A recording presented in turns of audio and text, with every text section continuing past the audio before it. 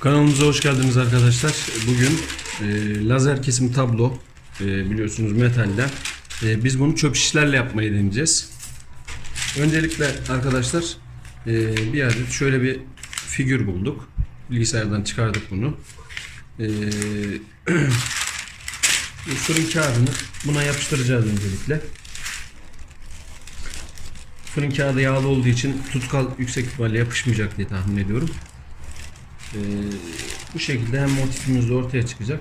Çöp şişlerimizi de buradaki çizime göre keseceğiz ve yapıştıracağız tutkalımızla. Hadi başlayalım.